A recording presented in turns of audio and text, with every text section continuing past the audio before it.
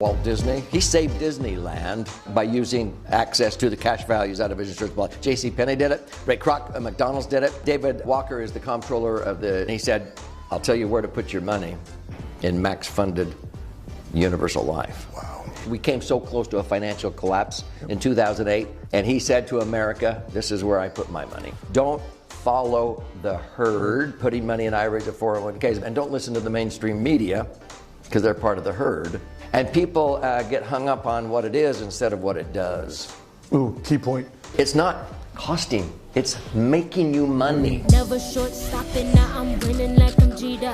Steady through the rigor, yeah, I'm getting bigger. So if my guest today looks familiar, you're correct. It is Douglas Andrew, New York Times best-selling author, financial expert, financial strategist, here back on the Seven Figure Squad YouTube channel, fresh from a keynote talk here at our conference here at Louisville, Kentucky, called The Greatest Event. Doug, pleasure to have you here again, and now live and in person versus Zoom. Oh yeah, awesome. It's an honor always to be with you, Matt. Awesome, Doug. You know, one of the conversations we've had many times is just the difference of insurance, because everybody thinks that, you know, life insurance is only for one reason. It's because it's to bury you, to pay for those expenses. But what I want to talk about is really the nuances of different strategies when it comes to life insurance, because oftentimes people run to the time-tested, buy term and invested difference argument.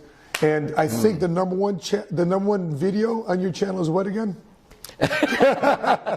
Yeah, it's why what I call it, buy term invest the difference on steroids. Correct. But I have a son-in-law that posted a video that's pretty popular about challenging the Dave Ramsey approach. Gotcha. Yeah. So look, when we unpack that in this conversation, so oftentimes people come into the conversation and, hey, you know, life insurance should never be an investment. Life insurance should be separated from your 401k, all those different things. What would you say to those folks who are having that type of discussion with their financial professionals? Yeah, because unfortunately, in the financial services industry, Matt, and I've been around a long time. Just a little bit. Yeah, just about 47 years now. And it's interesting because the financial services industry, because of whatever, they say, well, you can't call insurance an investment. Mm-hmm. I go, well, that's okay with me, because apparently investments you can experience losses, and that's unacceptable to me. So I'm glad it's not called an investment. Apparently investments sooner or later are taxed. So I don't want one of those. What I want is a vehicle that is far superior. So many times I'll say, well, what would you call something that you put money into? It's not an investment, but you put money into this thing, and it's an incredible vehicle, and it accumulates tax-free at really good rates of return, not pie in the sky, but average rates of return of 7 to 10%, which is the equivalent of getting 15% or more in a tax-deferred IRA or 401k. And when the market goes up, when the economy is up, you get to participate. But when the market goes down, you don't lose, because your money's not at risk in the market. So you can earn average rates of return of 7 to 10%. If you know rule of 72, you divide your interest rate into 72, and it tells you how fast your money doubles. So your money's going to double every 7 to 10 years. So if you put in, let's say, $500,000, I don't care if it's $500 a month. $500 a month will grow to over $1 million in 30 years with those kinds of rates of return. But older people, $500,000, okay, it doubles to $1 million every 7 to 10 years. That million doubles to 2 million, and another, and 2 million doubles to 4 million, 4 million doubles to 8 million. We actually have clients who started out with just 500,000. Now that's a lot of money, but they spent quite a while accumulating that. They now have $8 million generating $600,000 to $800,000 a year tax-free if they live to be 120. So here is this instrument, financial vehicle. You put money into it, accumulate your money tax-free. It allows you to access money tax-free and not outlive your money if you live to be 120. And when you die, whatever's left in there blossoms and increases in value and transfers income tax-free. Now, whenever I ask audiences that question, what would you call something that does that? Predictably, it's usually people on the front row yell out, America! miracle, a godsend in this topsy-turvy world of unpredictability that we're in. I go, yep, but you don't call it an investment. It's way better than one of those. And they go, golly, I've never heard of this before. How does it work? Yeah, it works really well for all kinds of financial goals. And so that's why I often compare it to like a financial Swiss Army knife. You can use it for retirement and college funding and emergency funds and working capital for business, real estate equity management, as you know, and estate planning. I mean, you can use it for so many purposes because it's the dream solution when you understand how to structure it correctly and fund it properly. Doug, that's insurance. People think that, goodness gracious, that's not investment, that's insurance. So, Doug, the stereotypes as well, the only people that really make money with life insurance are people that are commissioned to make money selling it. You know, so, but the flip side to that is, well, you don't think that people at the fund manager, they don't charge you a fee? The worst about that is they charge you a fee, not only in the good times, but also in the bad times. So when you're losing money, they're still charging you a fee. How would you respond to those? Thank you for asking that question, because, you know, a lot of times critics will talk about, oh, the fees, insurance, you have maybe a front-loaded commission or something. And I'll go, okay, let's use a comparison here. If somebody came to me, and it doesn't matter if they're going to sock away $500 a month or whether a lot of our clients are already, you know, 55, 60 years old, and now they maybe painted themselves into a tax trap, is what we call it. And they're not in a lower tax bracket. In fact, I don't think people who accumulate very much of a respectable retirement nest egg are in lower tax brackets when they retire. Now, so they start pulling money out of their traditional IRAs or 401ks, and they're getting taxed to death. And they pay back every 2.5 or 3 years 100% of the tax they saved over 30 years on the contributions. And they're thinking, whose retirement was I planning anyway? Mine or Uncle Sam's? So the critics who say, well, you are selling an insurance policy that has a front-end load. Well, if I had a client putting in $500,000, my compensation might be, let's say, $20,000. But it's usually paid for out of a minuscule portion of money that would otherwise have gone out the window in unnecessary income tax. I got a commission on the front money that went in. I never made a dime off of what my clients' cash grew by year by year by year.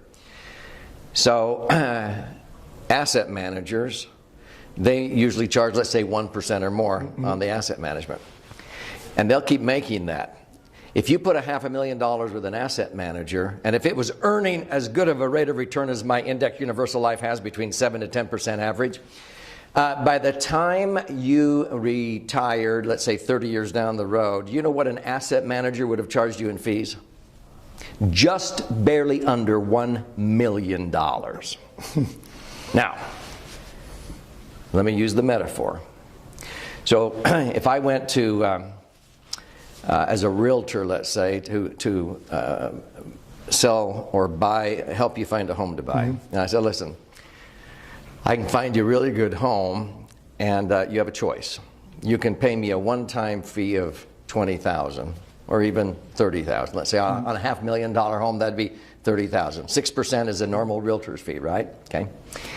So you can either pay me one-time $30,000, or this is really what I want you to do. I want to charge you 1% on the price of that home, the value of that home, as it goes up in value every year for the next 30 years. Which one do you want?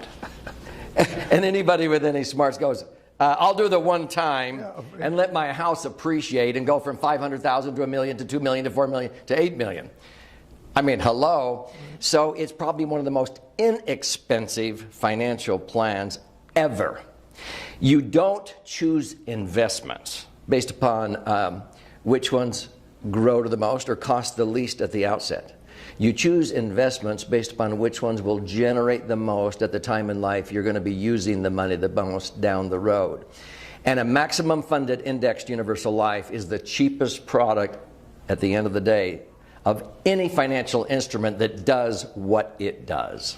Look, you've been doing this, as you said, 47 years old. It shocked me. You told me backstage you're I'm going to be 69. Yeah. I told you my first watch was a sundial. Yeah.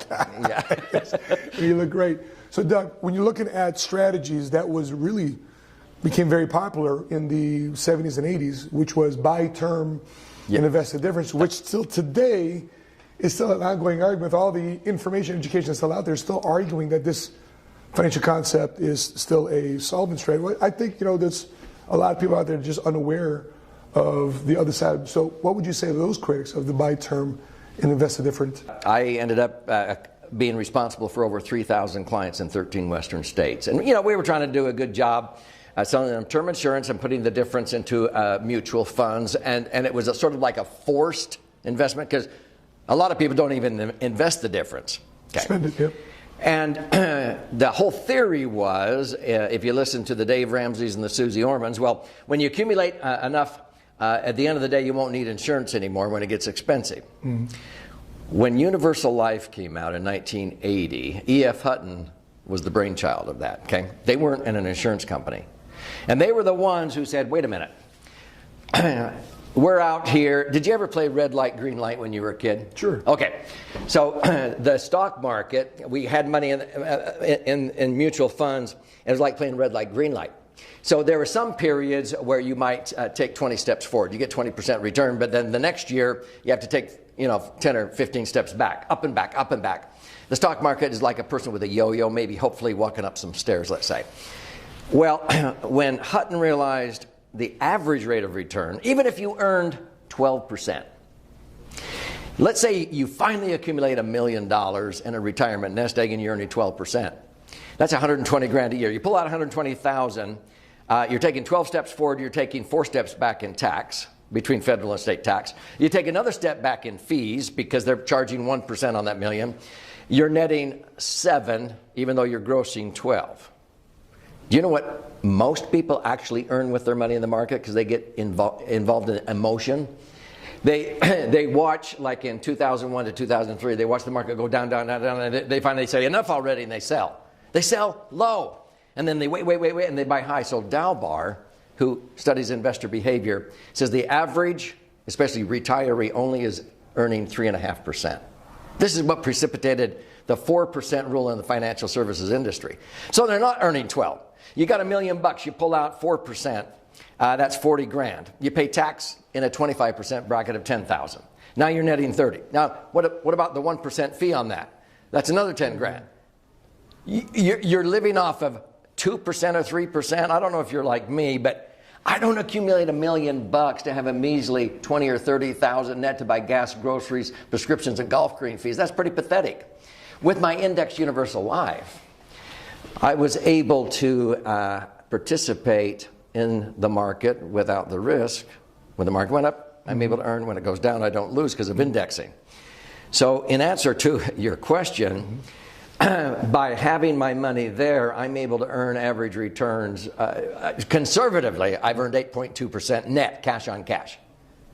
So $1 million nest egg can generate $80,000 a year of tax-free income, whereas most IRAs and 401ks, you're going to be lucky in the market to net to earn 4 and net 3 or 2 because of the taxes.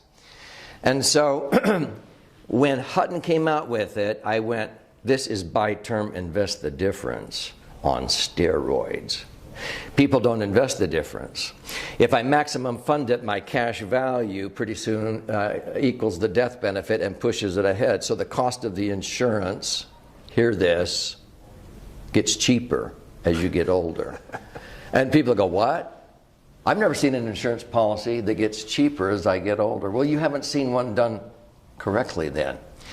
Because my universal life policies that are 30 years old cost less than 1/20th what they did when I was 30 years younger. Because cost of insurance per thousand goes up, but the amount of insurance that's at risk with the insurance company is going down. If I earned 10% this year, I would net I would net 9.9 because the cost of the insurance has gotten cheaper as I've gotten older because I'm self-insuring. Yep. So this whole argument of Dave Ramsey, Susie Orman, 20, 30 years from now, you won't need the term insurance when it gets expensive because you'll have the money. Well, universal life, you have the money, sometimes as soon as 15 years, and you're self-insured.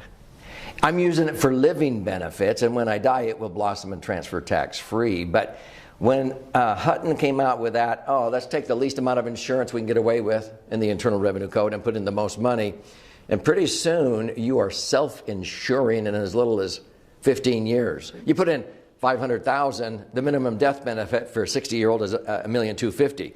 Your $500,000 is going to exceed $1,250,000 in less than 15 years at the growth. So it's like, and now when the cash value grows to $2 million, the death benefit stays ahead by 5%. The insurance company is only charging you for the remaining amount, $100,000 at risk. This thing is a tax-free cash cow, and people get hung up on what it is instead of what it does. Ooh, key point. But Doug, you know, the big misconception, people say, well, term insurance is only $50. Why is my index universal life premium so expensive at $500? Because people don't think that, you know, the annual renewable term inside the $500 premium, it's not all going to life insurance. And can you unpack that further? Yes, because before universal life came about, there was term and whole life. Whole life insurance allowed you to pay a higher premium to where you were overpaying the early years. And then later on at age 45, 50, you were starting to underpay. So you could be covered for your whole life. Now, whole life is okay for death benefit. When they developed universal life, it was primarily for living benefits. So even though you put in $500, people that would come to me wanted to increase the liquidity on their money that was earmarked for retirement, for college funding for their kids and so forth. They wanted to increase the safety, not only of where their money is, the institution, but safety of principal. So when the market went down, they didn't lose. And they wanted to have a nice rate of return that historically has beaten inflation. You can't be rowing upstream at the rate of 1 mile an hour in a bank and the current of inflation is coming down to 3 or 4. You're going backwards. And so people would say, Doug, where can I put my money that's earmarked for retirement, my kids' college education, emergency funds? And I'm going, well, let me show you this Swiss Army knife. Okay? Now, you put your money in here and you go, wait a minute, that's $500 a month. Well, how much are you putting in the company's 401k? What if I could show you this will knock the socks off of that? What about this money you have sitting in the bank earning a measly 1%? If you could increase the safety and the rate of return up to 5%, how much more is 5 than 1? It's 5 times. And all of a sudden they go, yeah, makes sense. And then I would create an illustration. Mm-hmm. And I'd say, here we go. The first few years they may look at it and go, well, there's some fees in there.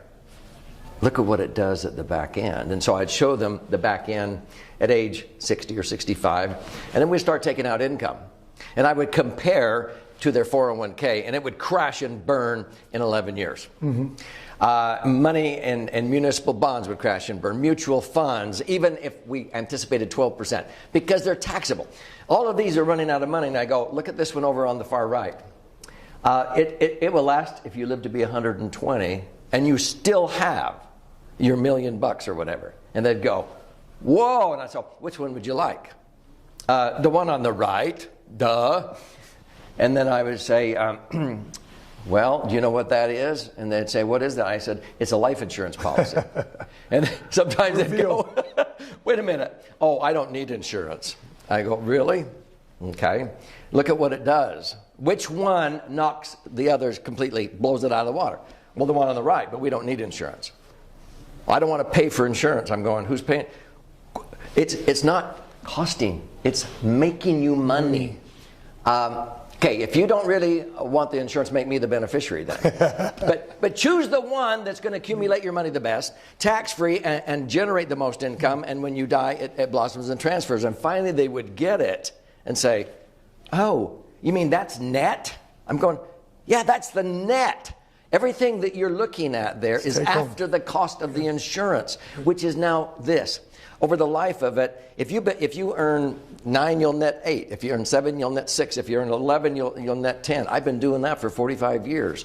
And people go, wow, how come I've never heard of this before?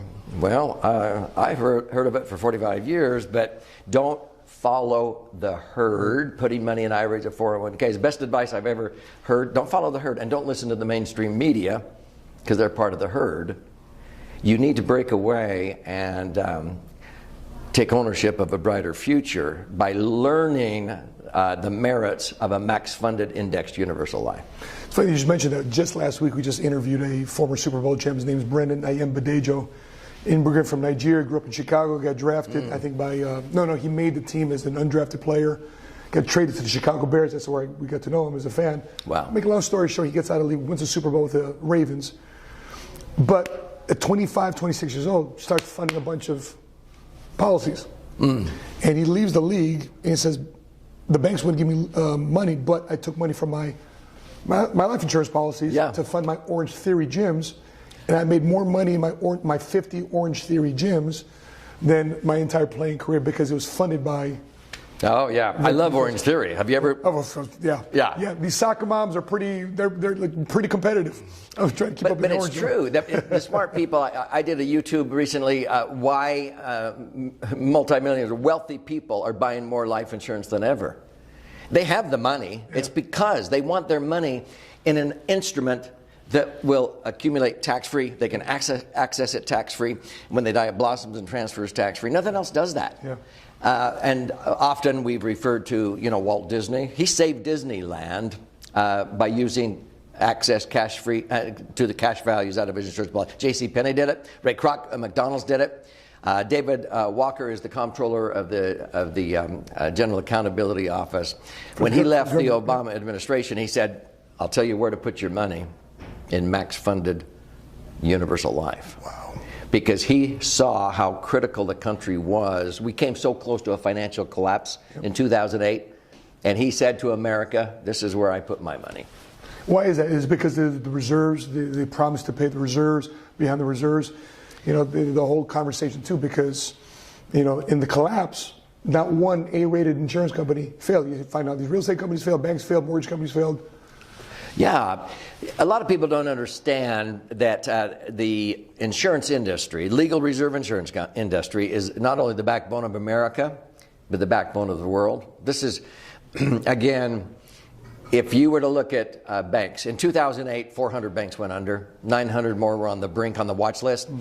And not one legal reserve insurance company went under. If they had a little bit of a run on the bank thing like AIG did because of the mortgages and so forth, it was they were able to, they couldn't call all their mortgages due instantly. But there's always in the legal reserve insurance industry, you cross-insure, which is way better than an FDIC. FDIC technically went broke when they bailed out the savings and loans. So one insurance company not only manages billions, one I'm thinking about manages about $3 trillion.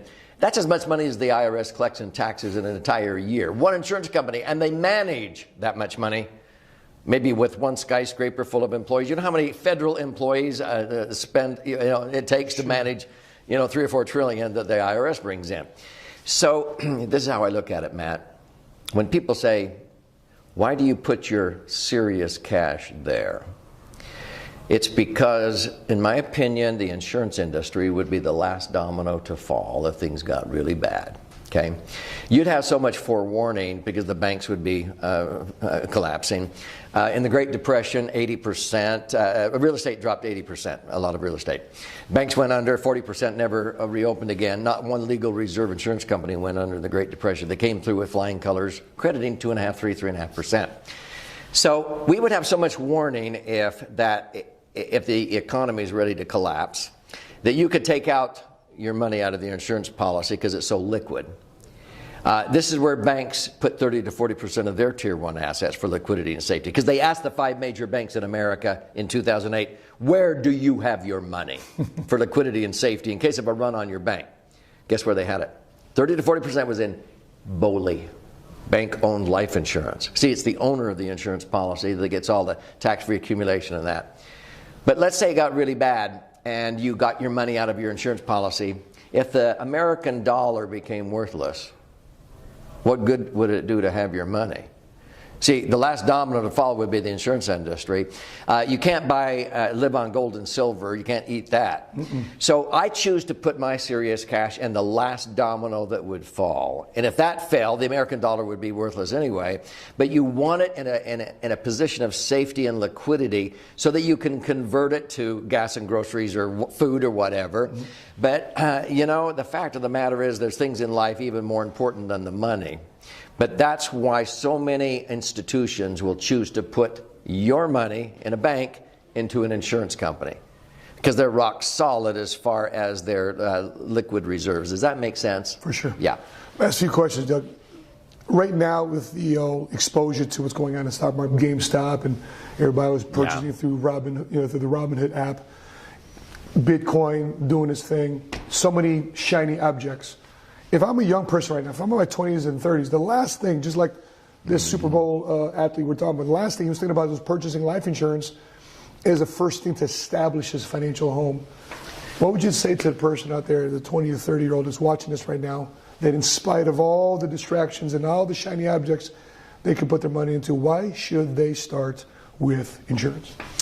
Very good question. What you want, if you start chasing after the get-rich-quick things and so forth, and let me tell you, I've been around the block. I've seen many of them. And it's okay if that's what you want to play with, but not until after you've established a foundation. You want a rock-solid foundation where you put your serious cash, where you know that when you sock away this money, you're wanting to make sure it's liquid when you need it. I've learned that lesson. It's a lot better to have access to your money and not need it than need it and not be able to get it if it's tied up in your real estate or something, especially in a market that's going down. So you want to have the liquidity. Number 2 is safety. In this order, safety of principal, and 3 is the rate of return. You don't need pie-in-the-sky rates of return to get wealthy. 7 to 10% average returns tax-free is incredible. It'll double your money every 7 to 10 years. Once you get your financial house in order and that foundation there, you can go play all you want, and I can assure you, you might get rich on 1 or 2, but most of them are going to fail and collapse sooner or later. The cryptocurrency, I've watched it. I saw it when Bitcoin first came out. It's been pretty incredible, but at the end of the day, there's nothing backing that thing. It could collapse in 24 hours. Now, if you capitalize on it in the interim, way to go. But most people, they act out of emotion, and then they hang on, or when it starts to go down, then they sell low. And it's all out of emotion. I don't have to worry about it. When in 1987, October, when the market crashed. Black Monday. Yep. I was out hunting, and I used to have to run back to the office and field phone calls. I was as calm as could be. None of my clients were losing money. How about even in 2008? No, I didn't lose a dime. My clients didn't lose a dime. They may not have made very much, but the next year, the first 90 days of 2009, most of our clients locked in gains of 16%. The cap, after a year, not losing a penny. From 2000 to 2012, many of our clients doubled or even tripled their money tax-free. Most Americans were barely getting back the original money they started with in 2000. So what happened when we're recording this? We've had the pandemic. Sure. And the spring of 2020, when the markets went 30%, I can sleep because none of that affects me. You want to have a foundation that is not subject to the whims of the market and all of these shiny objects out there. If you want to chase after those, do that with your discretionary dollars if you have them. Your serious cash, establish your foundation that's going to be rock solid, that's going to weather the storms and the little, things that go on in the economy and the world, because they come and go. Sure thing, Doug. And Doug, there's a lot of people, as you have saw and witnessed here at our event today, which they loved seeing you on stage, and you rocked the stage. What would you say to the newest person that's getting involved in the life insurance industry? They're a brand new agent, they just got licensed, or they're thinking about getting licensed here in short order. What would you tell them about how to establish their careers? You've done this now for 47 years. How would you tell them to get their business up off the ground? First of all, congratulations. You have no idea how much of a meaningful transformation you will create for your clients. And if you take this serious and don't listen to the naysayers, and you begin to learn, empower yourself with knowledge, and then knowledge times experience gives you the wisdom. There's no greater payday, not financially, but when live or die, those people that you're helping to transform themselves financially, to be able to make sure that they cannot outlive their money in retirement, and that if they happen to die prematurely with what we call an untimely death, to be able to deliver a tax-free death claim and say, here, your financial house was in order, like I did when my brother passed away. I never dreamed he would be using the universal life policy I sold him as a death benefit. I thought we were going to ride Harley Davidsons and go river rafting into the twilight of life. Doggone it, he got to graduate before I did. He was just 50 years old. But his sweet wife has been able to live in dignity for 25 years now because of that death benefit. But to the new agents, you will transform people's lives, not just financially. But if you are sincerely interested in your clients and you do what's best for them, it's like Zig Ziglar used to say, you help enough other people get what they want, you're going to get everything in life that you want. And stick to it. I loved your interview with Tim Tebow last night, because I've had many setbacks in my life, and I've learned most from my negative experiences, but you cannot have a great comeback unless you have a setback. And so don't get discouraged. If I threw in the towel the first time I had a setback, I hate to think what I would be doing instead of transforming people's lives. Don't get discouraged. Hang in there, gain wisdom and knowledge, and go out and change people's lives, and you will be compensated financially, but in way more impactful ways than just the money. The reward is unbelievable to help people optimize all of their assets. And that's not just the money. Mm-hmm. That's helping them to have the confidence to be healthy, to not ever have to worry about the money, because now they can go out and be with their family. They can have health. Many insurance agents never really get their arms around the impact that they have on people's lives. So stay with it. Don't get discouraged. As you begin to progress, as you know, Matt, and you're a great example of this. Looking back, I do not regret 1 minute being in this business. It's one of the most prestigious careers I could ever choose. Don't let anybody tell you otherwise. What were you studying in college, Doug? What was I studying in college? I was studying to become an attorney. Yeah. And this was a means to that end. And then most attorneys were like, if we had to do it over again, we'd rather go out and do what you're doing. Yeah. My last question, when you're talking about what I stumbled across this industry, selfishly, I was just looking to pay the bills. I get involved, make a paycheck, was versus mortgages or versus this. But I really started getting into the meaning of the business, and that's what led me to your book in 2005, which is Misfortune 101, and I fly to your office in Salt Lake City. And I realized, I think at that point, I realized this is more than just life insurance. You are creating generational wealth. You're creating a legacy. Your steps to a meaningful transformation process was shocking to me. And it's also cool to see your sons, your boys, Aaron, Emran, and Scott, to see us grow, because you're actually building up the next generation. You talk about not equal distribution, you want equal opportunity. Right. And it's difficult for somebody with kids because they want their kids all to have more than they had, but you talk about equal opportunity. Before I let you go, can you share that one thought? What do you mean by that? Yes, and as you know, I'm very passionate about this.